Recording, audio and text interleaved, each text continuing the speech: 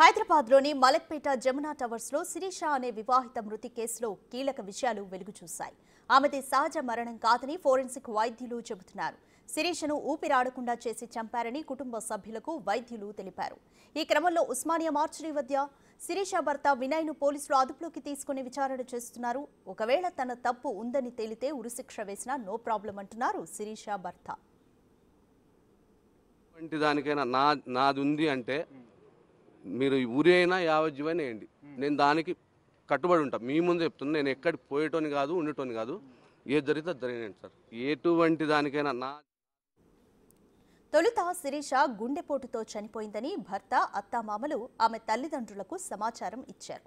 వాళ్లు రాకముందే అంత్యక్రియల కోసం శిరీష మృతదేహాన్ని సొంతూరు దోమలపెంటకు తరలించే ప్రయత్నం చేశారు. శిరీష తల్లిదండ్రులు ఫిర్యాదు చేయడంతో మృతదేహాన్ని తీసుకెళ్తున్న వాహనాన్ని సీసీ ఫుటేజ్ ఆధారంగా పోలీసులు గుర్తించారు. వాహనం నుంచి శిరీష మృతదేహాన్ని స్వాధీనం చేసుకుని పోస్ట్ మార్టం కోసం తరలించారు. శిరీష మృతదేహంపై గాయాలున్నాయని, భర్తే ఆమెను కొట్టి చంపారని తల్లిదండ్రులు పోలీసులకు ఫిర్యాదు చేశారు.